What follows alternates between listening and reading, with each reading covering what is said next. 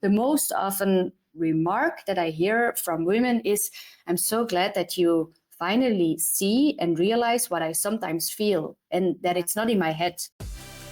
You're listening to the Active Mom Podcast with host Dr. Carrie Pagliano. I'm a mom, physical therapist, and your go-to guide for staying active with pelvic health issues in pregnancy, postpartum, perimenopause, and beyond. Whether you're a fellow mom, physical therapist, or women's health professional, join me where I'll share expert insights, real-life stories, and the latest research to help you approach running, CrossFit, yoga, Pilates, HIIT, or whatever activity you love with confidence and evidence-informed guidance. Let's start the show. All right. I am so excited for our next guest because literally we've been trying to do this for probably the better part of a year.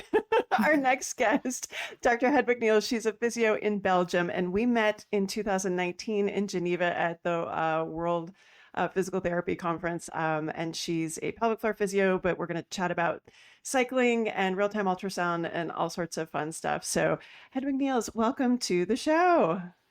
Thank you so much. And indeed, sorry again for being such a hard one to catch to schedule the podcast. But I really look forward to chat with you today. Yeah. Can you tell everybody really quick where you're from, what you do, and kind of what you're focusing on right now as a physio? Yes, of course. So I'm from Belgium, indeed. I'm a pelvic floor physiotherapist. I did my PhD and postdoctoral research on pelvic floor dysfunction in women, mainly on the educational part, seeing how we can give more education to women, to raise awareness, to break the taboo, to empower them to look for better treatment and better care options. So that was mainly the focus of my PhD, which I finished in 2018. Then after my PhD, I went to Australia to learn more to do real-time ultrasound, transperineal ultrasound scanning, but also with 3D and 4D modalities to really assess the pelvic floor into detail, the pelvic floor anatomy into detail. And that's how that's the clinical stuff that I'm still doing. So I'm working way less in research right now. I'm still connected to the University of Antwerp in Belgium, but actually only as guest professor. I teach quite a lot to professionals, but in the university hospital, I do the pelvic floor assessments of pregnant women, postpartum women, or women who are growing a little bit older and have more problems with, for example, prolapses. So I very often do pelvic floor assessments with more expertise because I can use a real-time ultrasound and the 3D, 4D ultrasound. That's what I do in the university hospital. And besides that, I'm also like a really active mom and sportive mom. So I was cycling a lot, received some questions from the cycling world and really dove into it. So I'm now working for 3 years max, I think, but it's really going hard. In cycling world, I'm working in a lot of professional cycling teams, women's teams. I also see some men, but mainly women. Working on pelvic health and really also saddle health and saddle soreness. So in my private practice, I see that like 80% of my patients are rather the cyclists and also running moms who want more information about their pelvic floor. Isn't that great that you can have a practice just focused on women who are active? Like it's the coolest thing. And it wouldn't have been a thing, 10, 15, 20 years ago, which I think is just super cool. Let's start talking about, I want to actually go to the real-time ultrasound piece first. I've been doing real-time ultrasound for a really long time. Initially, it was transabdominal. Now we're shifting a bit more to transperineal.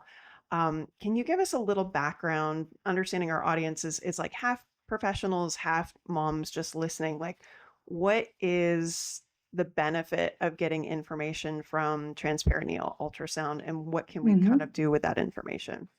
Yeah, sure, no problem. Of course, for me, it has also been like in the beginning, I was taught or like educated by a urogynecologist who really used the 3D ultrasound for diagnostic reasons to see if there was recurrence of problems such as urinary incontinence or prolapses. But he was really on the diagnostic part. I use it much more in educational stuff, also diagnostic, of course, but more functional diagnostic. But let's explain a bit more in easy terms, right? For the moms also, what can you see? You can really explain it really easily. Actually, with transperineal ultrasound, so the way I use ultrasound is not abdominal anymore, but really always translabial, transperineal. So we place the probe against the labia on the vulva on the outside.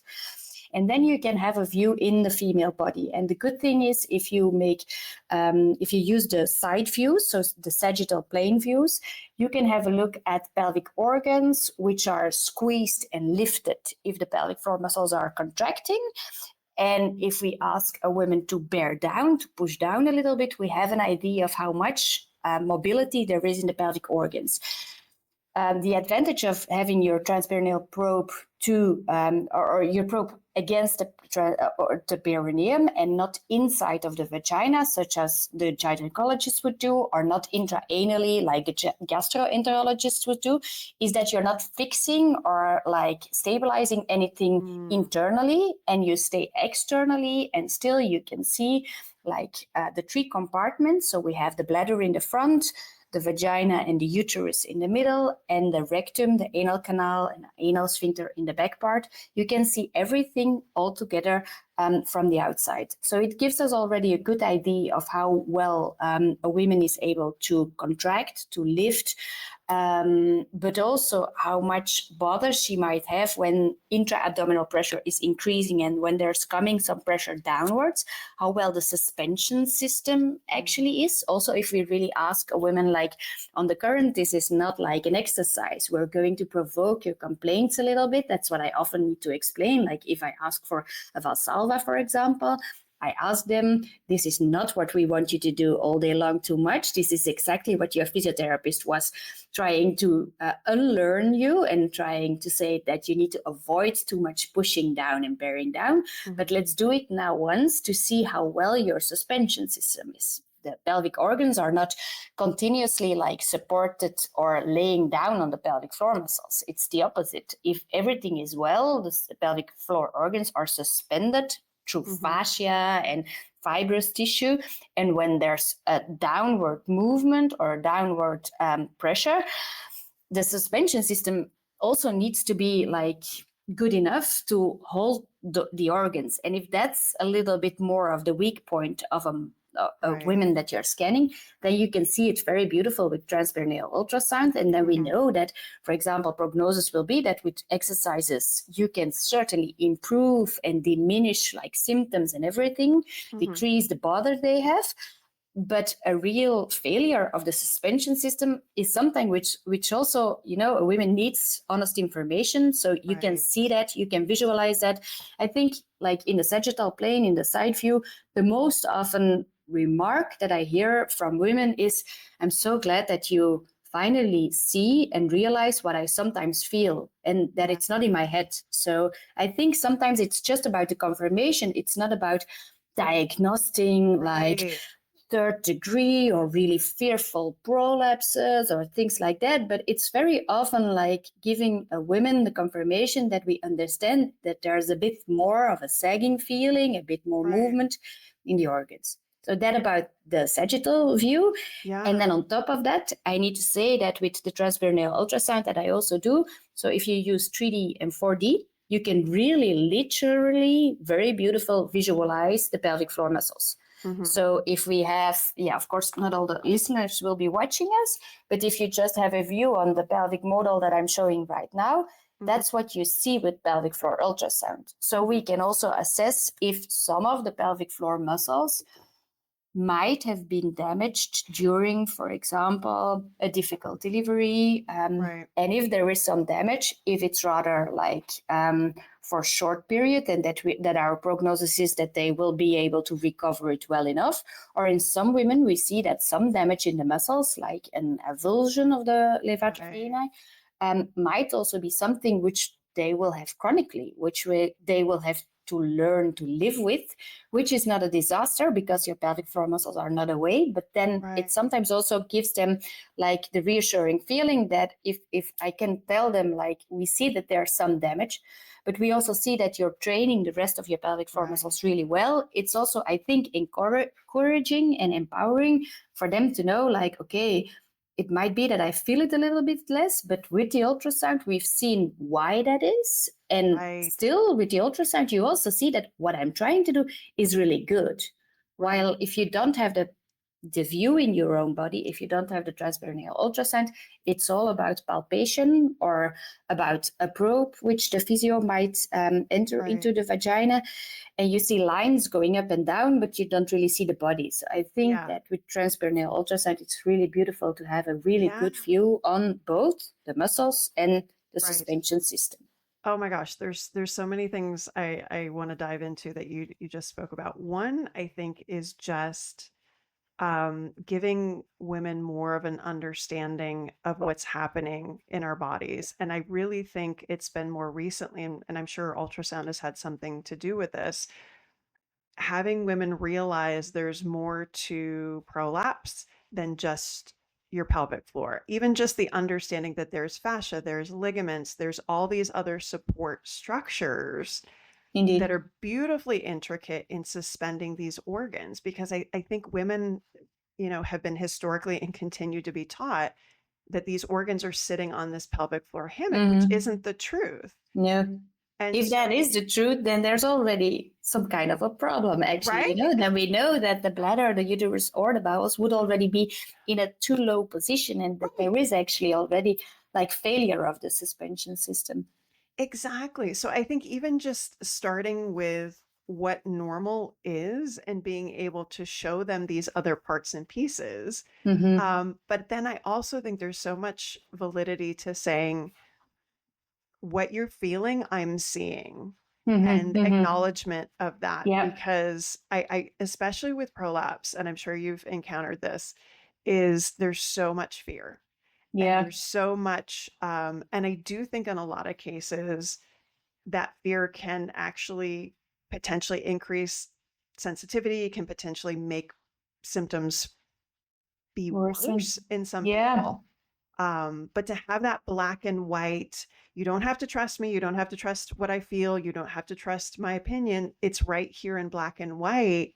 That's there's validation. There's I kind of put this akin to, an approach that we've had over the years treating chronic pelvic pain, where like you need better information in. And when it's literally black and white, good, straightforward information versus what you think and you feel might be going on in these misnomers about the pelvic floor, like I feel like that has to be such a good thing. I mean, what's been your clinical experience since starting to use the transperineal ultrasound more? Yeah, I can really acknowledge what you say. Like the biggest advantage is really to give that right information that women need. That's the first step to try and work through something, or try to I'm looking for my word. That's where I sometimes struggle. I'm not a native speaker, I know. No, but they need to acknowledge their problems. They need to start and work and try to go beyond their problems, beyond their fear. And I also want to add, what you say is really true, that there's a lot of fear. And I want to add that there's also so much guilt. Like every woman that enters in my clinical consultation room usually has been treated by some physios or some gynecologists or some other medical women's health professionals. They've already had some treatments. They already gone some part of their rehabilitation, and then they enter, and I think really more than 50% of them starts by saying, I know that I didn't do my exercises well enough. It's the most common sentence that I hear. And then also and that's only one stupid question. And in some women, it's really literally someone who says, I know shit, sorry, I was a little bit lazy and I should have done more exercises. And in some, it's maybe true. But in so many, you really need to say no, I see that you've done so much and that what you've been doing is super good, but that's not it's not your fault that you're still struggling with some symptoms. And then you come to the fear part, because indeed they still feel like a sagging feeling, or they might have problems with incontinence, or whatever you say, like they might have problems with more like like overactive bladder problems because of the sensitivity which is increased and everything, the stress which is increasing. It might give dyspareunia, pain during intercourse. There are so many forms of compensation that you see. And if you just can bring them back to, okay, we see why it started, because there is indeed maybe in your functional anatomy some things that went are a little bit damaged. Like in clinical practice, this was a way too long start to answer your question, but I need to tell you a story, because you asked me, how did you saw that it evolved in your clinical practice? For transperineal ultrasound, I need to admit that in the beginning, I was focusing way too much on the images. I was impressed by, wow, you can see so much. And I would almost say, like, if I had a woman, wow, this looks like a beautiful prolapse. Like, I've captured the image really well. Or, wow, this is a beautiful rupture in your pelvic floor muscles. It, like, in the first weeks, it might have been like my problem, like, oh, I was too happy about the technology. It's so hard to learn how to make the images good. So once you're getting better and better in it, you're sometimes really happy about the images that you captured. So I must admit, I need to be honest in this story. I appreciate that in the disclosure. beginning, I might have been focused too much on how to do the ultrasound. But then when we really speak about clinical practice, we come back to what we just discussed. The best benefit is really not like in the beginning. I was really fearful that also in Europe, ultrasound is used much more by the medical doctors and not by the physios. And I'm a physio from origin. So I was a little bit afraid, and I also felt like the criticism of some of the doctors who were there, like, what is she going to do? Is she going to diagnose things? And certainly if she will, then she will make those women much more scared. If she will say that some things are damaged, if there is prolapse, if there is muscle damage, how much will we make we will medicalize it too much, or we will scare the women too much? That was in the beginning really the struggle I needed to tackle or break down. But now they really see that I don't like dramatize, or how do you say that in English, the problems at all, that just acknowledging and educating and reassuring women that we see some problems, but there are options to get help, and that there's still a lot of good other suspension material or muscular material or whatever. The way you're explaining things in an honest way is really, in my opinion, always reassuring. And now I see that a gynecologist like even refer women to me if they, for example, had like a more traumatic delivery in the past. They just send them during pregnancies or in periods between pregnancies or after pregnancies to me, often to get like the reassurance, like the good feeling, like, okay, we see that it's still under control. And so I'm working much more with reassurance and like honest prognosis. Don't tell them that you will be able to fix everything if you already see that some of the parts that are provoking symptoms might be the ones that are more difficult to rehabilitate. For example, if there's a problem in the suspension system, you're going to do all kind of exercises, and you can use pessaries or other like helpful devices to support things, but you will not really like recover the prolapse itself by doing the exercises. And that's something which is so easy to explain. Like, we can really make a major difference in your symptoms, but we will not work on that and that. And it's all about the education and the explanation. Well, I'm thinking specifically like those of us that, you know, have been in this space for a long time. In some ways, you know, does this additional information change our approach? And in some ways, maybe it doesn't, because we have this additional information that might confirm what we might have already suspected. But at the same time, we still don't necessarily have information to say, if you have this particular type of birth injury or structural support issue or things like that, we don't necessarily have an algorithm to say, well, this is what your prognosis and your symptoms are going to be with your particular activity level or things like that. We don't have that. But I think now, I mean, we've been physios in the States, we've been doing more pessary fittings. We started that a couple of years ago. I think having that option to do that sooner, I'll be really interested to see, you know, if we have that transperineal information earlier, can we, number one, fit sooner to provide some support? Can we potentially provide a better healing environment? Yeah, that's also what I'm still. I think there's a lot to win in the immediate. If you speak, then you're speaking about the postpartum period now. If you speak about the immediate postpartum period, I still think there's some options that might be improved. And when you have the transperineal ultrasound, you can really, follow them up on a better way. I think certainly. so. And it just makes some better choices. But I think also to set expectations where, I talked to a client recently that she had gotten a diagnosis, I think, of like a grade 4 cystocele or something like that, and really didn't want to have surgery. And I think it's also very soon to wrap your head around all that. But she was fit with a pessary. And I'm like, hey, look, here's the thing is, we have this information.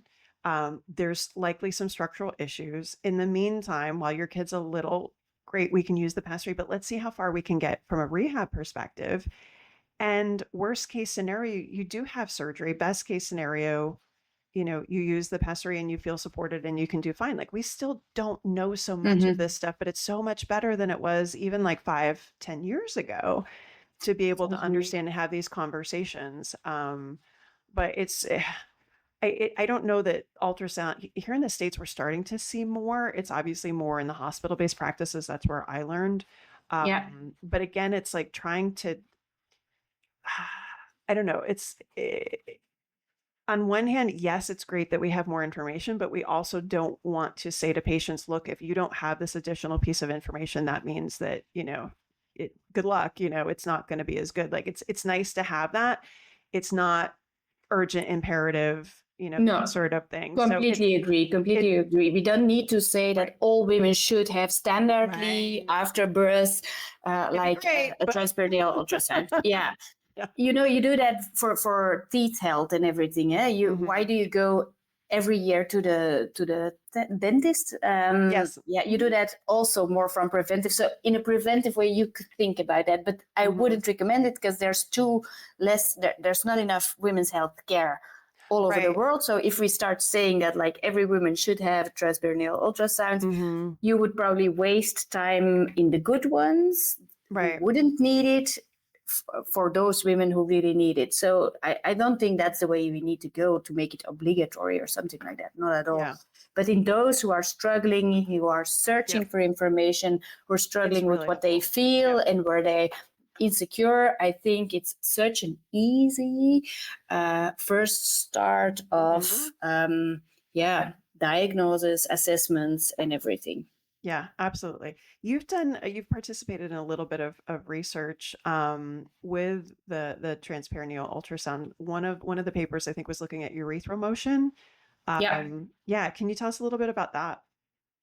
Yeah, urethral motion is one of the, so if we look with transperineal ultrasound in clinic practice, and women have stress urinary incontinence. So if you've, I don't know how much I need to explain because are there just, if I just wrap it up, if you have problems with urinary leakage while you do physical activities or when there is an abdominal pressure going downwards, then we call that stress urinary incontinence, right? And of course, the first line treatment all over the world, in all guidelines, in all reviews, really good explained, is that you need to do pelvic floor exercises.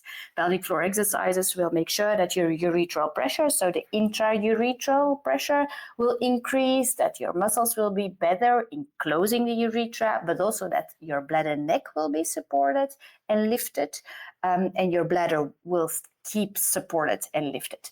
And that's a thing that with transperineal ultrasound, we're trying to look on the prognosis in how well, like pelvic floor exercises, if you only look to the exercises that I just explained, like really analytical pelvic floor exercises, will be in curing the symptoms. If we, for example, ask a woman to do that pelvic floor, to do that Valsalva, as I explained before, without protecting herself. So if a woman would be on my table, I would ask her like to bear down once for 7 seconds. So to do a proper Valsalva maneuver, pushing down with even holding breath. So not how you want her to go to the toilet to poo or to do anything like that. I say like we're going to do this as provocation. You can ask for 3 consecutive cuffs, or you can ask for a Valsalva. And if you then ask them to bear down for 7 seconds, you really can see what the urethra is doing. You can see how low the bladder would be coming down, but also what the urethra is doing. And the 3 most interesting outcomes to have a look at is one, how much is the bladder neck, so there where the urethra is going into the bladder, how much is the bladder neck coming down, how much is the urethra rotating backwards, and how much is the retrovesical angle. So we have a look at the angle between the bladder and the urethra, and we call that the retrovesical angle. For the ones who are watching on this image, it's even not well designed at all. So actually you should have more of a straight angle here from 90 degrees. That makes it easier for your pelvic floor muscles to have that grip and to keep you continent. So we want the bladder neck not to go down too much. We want to not to see too much of that downward rotation, and we don't want to lose the angle between the bladder and the urethra. If we do see that, it's not riskful, but we say like, these are some of the prognostic factors that might still occur and that make it so difficult for your muscles to find connection and to have grip on the closure system. So in some women, I really see like they've trained their pelvic floor muscles so very well. You see that their endurance is good, their muscle force is good, like even their coordination is good. But if you provoke them with those hard not exercises but tests, you see that nevertheless how well their pelvic floor muscles are, the suspension of that bladder and especially of that urethra, so that urethral mobility is so increased. You have those 3 factors going up way too high, and then you know that it's hard for the muscles to do what they're meant to do and to keep you continent. And that's also so important for women to know, like even how much you will keep on working on only force, it will not work. You will need to work much more on coordination to avoid that intra-abdominal pressure is going down that much, because that's causing those 3 factors. And if you can't do more exercises to improve like that intra-abdominal pressure, that it might be necessary that during a run or during your other physical activities, you just use something to lift that urethra and to avoid that urethral mobility. You use like a temporary tampon or a pessary, like there are some brands on the market, or you use a real pessary, but you need something to support that urethral mobility again. And it's really, that's what you can also see. Of course, I did it in research, but in clinical practice, I really love to see at those 3 factors. And if you see that they're both, all 3 increased, you need to give that honest information to a woman that it might happen that even though she's exercising really well, it still remains a problem of stress urinary incontinence, that it might not be a reason to stop being physical active, that it's not dangerous, that she will not worsen the situation by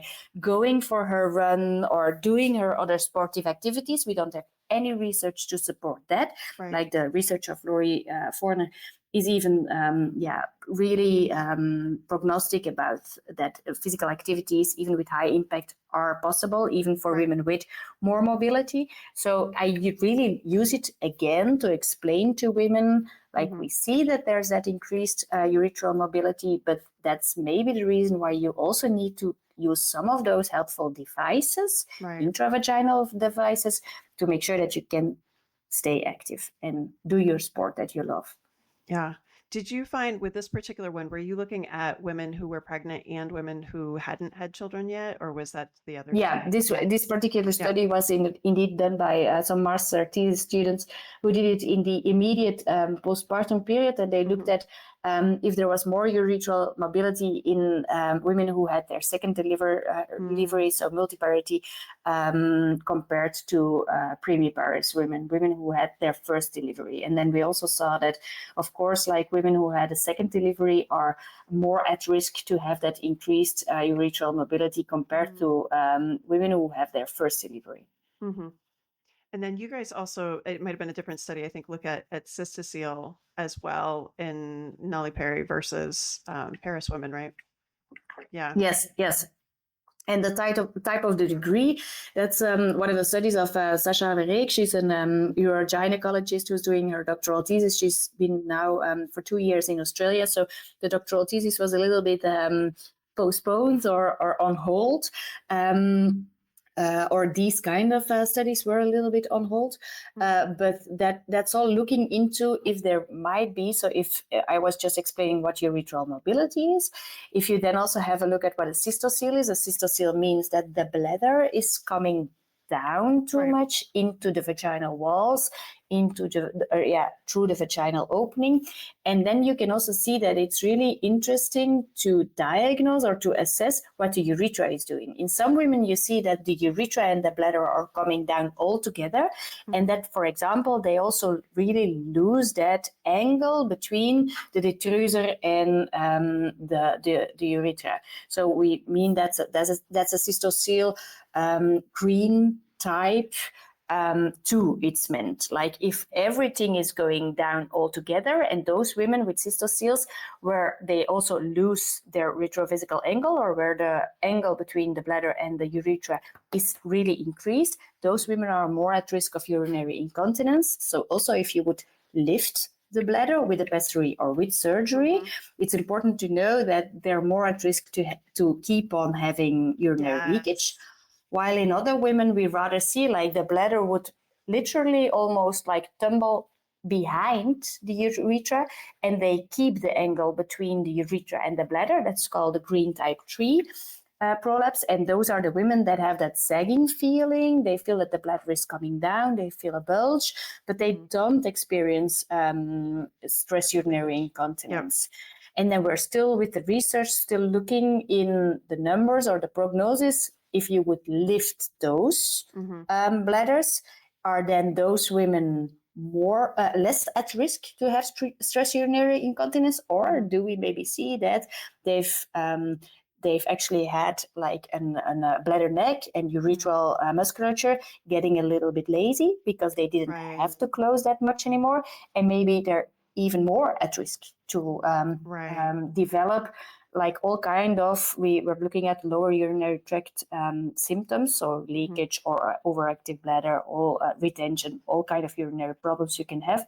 And we're looking into what is the best prognosis to see with what kind of surgery, which type of cystocele, which type of surgery, and what new de novo symptoms can you see after these reconstructive surgery. Well, and that's an interesting point too, because sometimes we'll have patients that will get the prolapse or get the cystocele corrected, and then they have a new onset of urinary incontinence, which is incredibly frustrating if that was not discussed beforehand and they didn't have it before. I mean, so on the current, we already know that it's really something you just need to discuss. It's really common that they have urinary incontinence after surgery, but it's important that they know that it's common and that it can occur, but that it's also that it's not like a complication of the surgery, that it's rather a new symptom that they might have, Right. and that it need to be treated in many women. We already see from clinical expertise that you only need to treat it in second step, because if you would already have preventively, like always also given that women like a stress urinary incontinence sling, like a TVT or a TOT or TVTO, which is common in Europe too, it might increase their risk on retention. So that's even worse. If you go into recovery, into pelvic floor reconstructive surgery, and you end up with retention, then you always, as women, have you need medical devices to make sure that you can empty the bladder. That's even worse. It's better to first experience urinary incontinence if you were told so. You will not be so scared by it, and then in second step, they sometimes need to indeed also support the urethra or the bladder neck a bit more with an extra surgery. Yeah. No, I think it comes back to women being told, having some sort of consent, having some sort informed of understanding. consent. Absolutely. Because if you're not told that could possibly occur afterwards, you think, gosh, one thing's better and now I have this whole new thing. And some people might not have done it. Or they're told, okay, this is just how it is, and not referred to physio or things like that. So, it's interesting. All right. One other paper, and this is one of my personal favorites. I'm just going to pull it up before we get to the biking stuff. You did a great little paper back in 2017 on vaginal wind, which I love. And I think this is not talked about enough. Tell us about what vaginal wind is and what inspired you to look at it. Yeah, that's actually how I started with ultrasound. That's the first study I did in cooperation with Hans-Peter Dietz in Sydney University.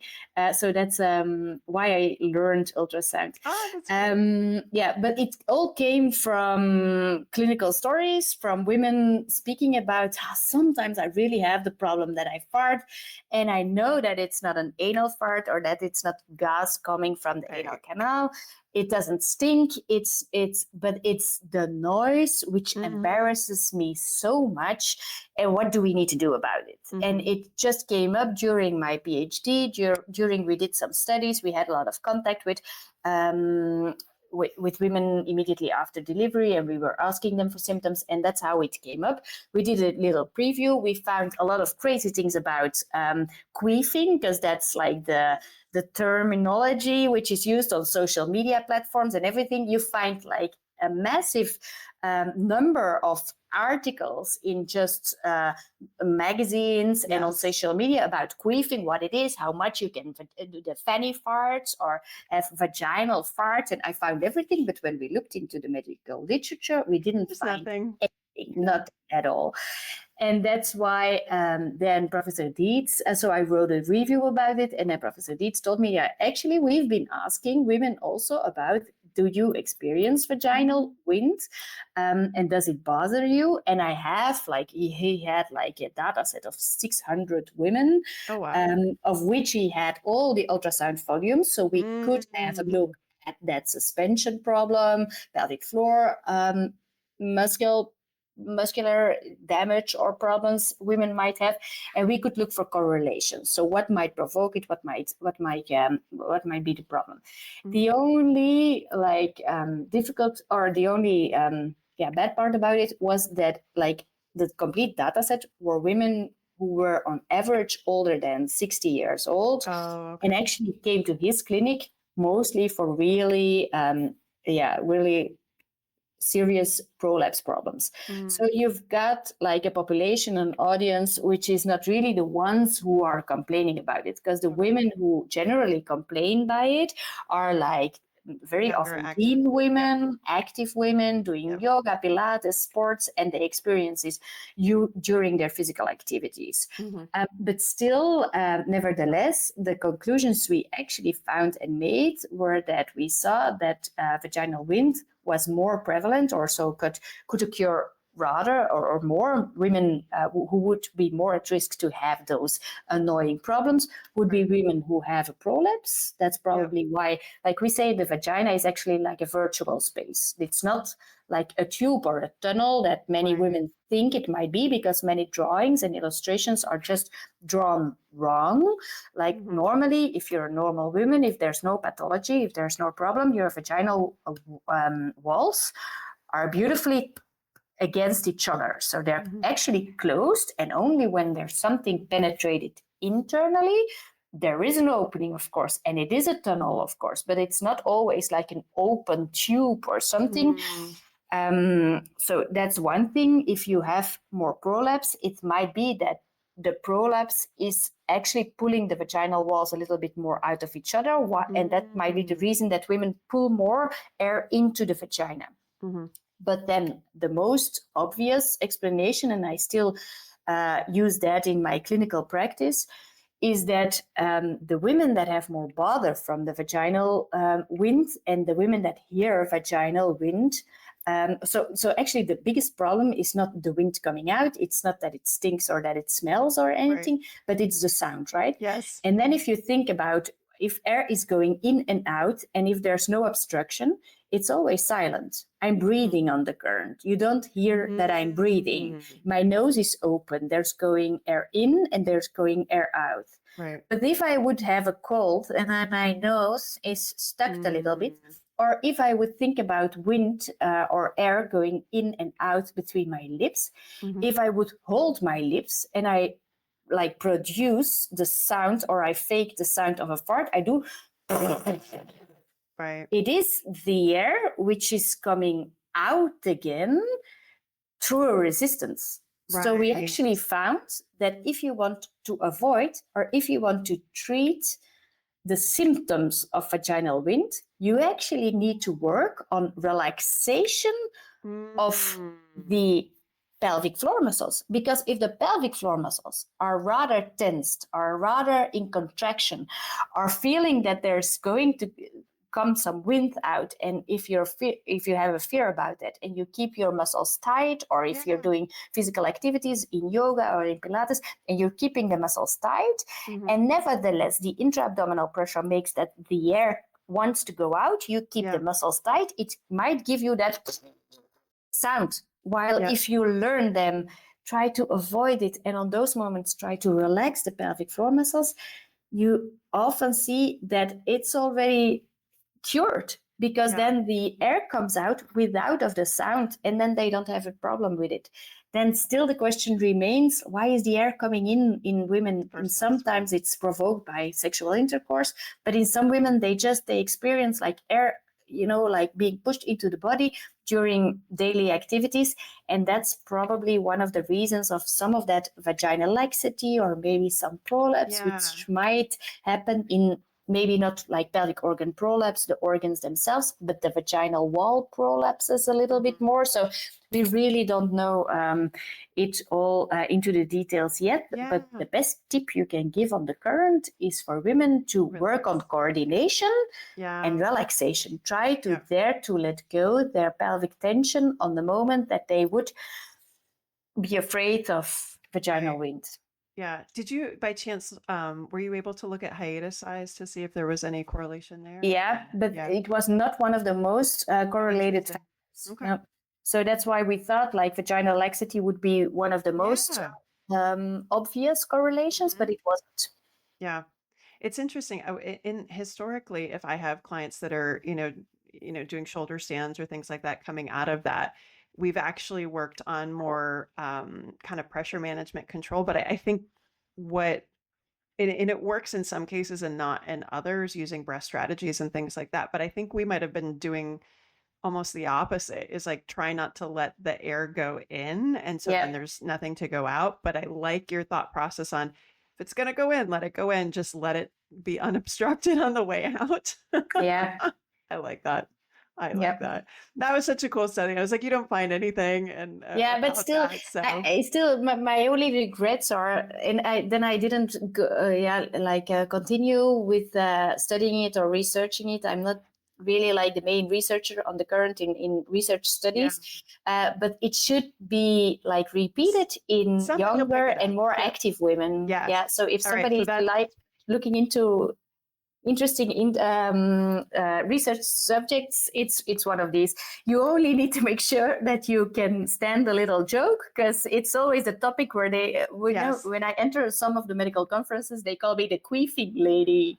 So yes, well, I knew you before you were the queefing lady, so I will not call you that. But no, no, but I don't mind. You just we're in for a joke, right? No, I love it. It's cool. But you know what I do appreciate, and again, this comes back to I have a huge affinity for women who are clinicians and researchers, and being able to be very upfront where you said, hey, this was an older cohort of women. We don't know if this necessarily applies, and we need to look at younger women doing this. This is great that we have this information. We can extrapolate it and try these things in clinic, but we really need to look at this in a younger postpartum population to see if it's the same case. Like, I don't think there's anything wrong. And I think it's excellent that we can just point out where, where this makes sense, where it doesn't, where we can keep trying. And that's what I love about women like yourself, who are both clinicians and researchers and have no problem disclosing, this is what we need to do better next time. And if there's somebody listening who wants to research this, talk to Hedwig. yeah, you can contact me. Yeah. All right. With a couple minutes we have left here, I want you to kind of talk to us a little bit about cycling and seats and all that fun stuff. Like, you're a cyclist yourself. Yeah, just a recreational. And actually on the current, I must say I love cycling, but it's harder to schedule into a busy schedule or to plan into a busy schedule. So I run much more than cycling, but when I have more time, I love cycling even much more than running. We only have a few minutes left, so it's hard to explain whatever I see, but I can tell you a little bit about it. So the kind of work I do in cycling is completely different, and it's also looking into really new things. There's not a lot of research about saddle sores and cycling problems at all, but that's really what is like the main problem that I'm working on. We see a lot of saddle sores, but then you start with what's the definition of a saddle sore. If you look into what's the definition of a saddle sore, it's rather describing that the genital skin might be damaged, even infected, and that you can see some sore spots and maybe some cysts. But there's more about that. We see that in the female genitals there are more problems. So I'm really looking into how can we treat superficial sores, what's the etiology, and how can we already help? And then really on the clinical part, I really think in this part, I just need to be as much in clinic as possible to learn more. And then afterwards, we will start with studies, because we did like a few studies, a survey about how much symptoms do you experience, what kind of symptoms do you experience, and what is the bottom of the symptoms. And then you see that like most of all women, recreational or professional, experience some problems of pain and soreness during their favorite sport. So the prevalence is super high. And if you ask about the impact of the symptoms in recreational cyclists, they say it's often just a reason why we postpone the next ride, or why we cycle for a shorter period instead of long rides, which we also would want to do. In professional cyclists, you really see, and I even see it much more because I'm really working in all professional teams or in many professional teams right now. You really see that it has a large impact on their performance, on their well-being. It's their job to be on the bike every day, so they cannot take time off. They cannot shorten the time of their training because they need to be that much on it. And that's also why their problems are much more explicit, much more chronic, and there's a different in kind of symptoms. If I just go on and if I briefly explain you, like if I try to tackle down saddle soreness, I always start with like workshops or a lecture in a team where I come, for example, and I try to look into, you need to analyze, like if you want to look into saddle soreness, you need to take in account that the female body, if we look in women's riders, female body is on a saddle, and I try to break it down in 3 layers. The first layer is the skin and the genitals. You know, the vulvar skin, the labia minoris, majoris, how a woman looks, the genitals itself, and the skin. That's the first layer, which is under pressure and under friction and in a really sweaty environment during a bike ride, for example. So the first layer is the skin. The second layer, which we need to take in account, are the bony structures of the pelvis. You need to have a good support on your saddle, and the pressure needs to be divided as optimal as possible between the sit bones and the pubic bone. Depending on what kind of type of rider you are, I work most with road cyclists, like race cyclists. They're not really sitting on the sit bones like you would do on a traffic bicycle, but they're sitting much more flexed anteriorly, so in front. So they're not really taking all the pressure on the sit bones, but more on the pubic rami. And that's the second layer, which is under pressure, and the pressure needs to be divided well enough. And then I explain them, if we go 1 layer deeper into your body, then we're on that level of the pelvic floor muscles, of course. The pelvic floor muscles that can react on pain that they feel in those 2 other layers, or the pelvic floor muscles that also might be the reason why you are imbalanced on the saddle and why you develop problems in that second or in that first layer. You understand? And then, and of course, those pelvic floor muscles in those athletes are so connected to all the pelvic girdle muscles, like the hip rotators, the hip flexors, the glutes that they need on the bike. So in these 3 layers, I try to break down. We try to look for solutions, and then it's all about it's a completely different approach. Also in the first layer, if you look for problems and if you also want to cure, so it's not only about thinking about prevention and trying to avoid future problems, but you just also need to treat that first layer.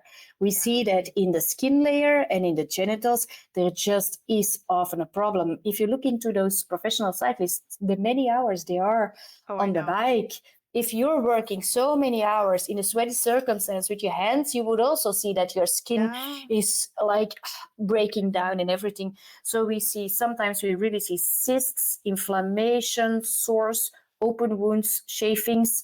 In some cyclists, it's also really turning into a big edema, such as if you would be a footballer and if you would twist your ankle a lot, you would also have like a chronically swollen ankle.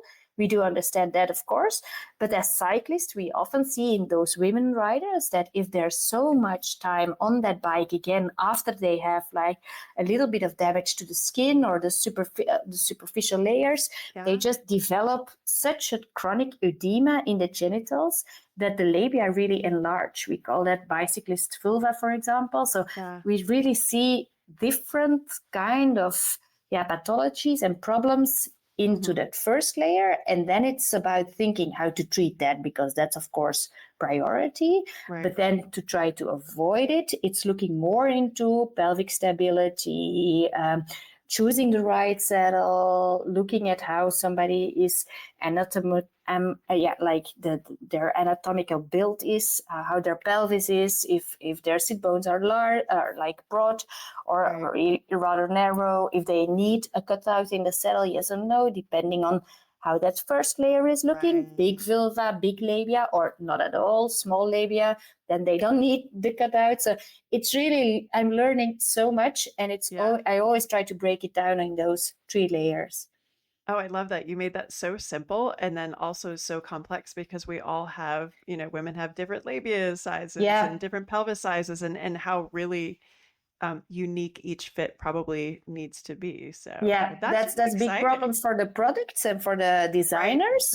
But on the other hand, I think the future of solutions, if you're like a product engineer, I'm also having like a lot of talks with product engineers now, of course, because you're in that cycling world, and they know that I see, for example, in many teams, the women immediately after the rides or before the rides, or I'm the one who sees them in their most intimate zone. So they contact me, they want extra advice, and then you need to start by saying what you just said. I repeat that exactly the same, like there's not one unique saddle or one unique bike position which will be perfect for every women rider, but you need to try to find some prognostic factors, some options, to have a better look into what kind of saddle they need, what kind of position they might need.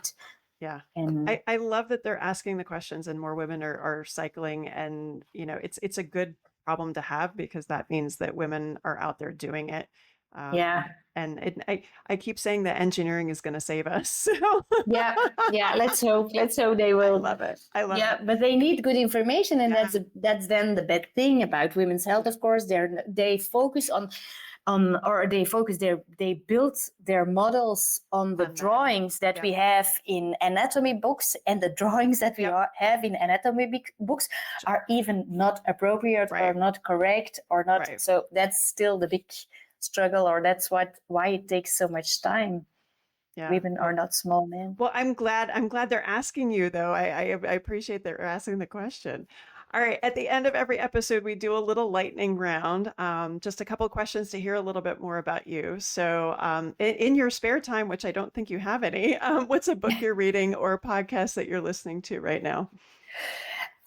To be honest, I'm listening to all kind of cycling podcasts because I'm working so much in that world, and I always need to say, like, I'm not a cycling expert at all. I'm a medical expert, but I try to understand them. So I must say that on the current, I was used to always look into women's health books and women's health podcasts, but on the current, I'm trying to learn more and more from cycling. I love it. Yeah. We can never stop learning, can we? We're just, hungry for it. All right. Your kids are how old now?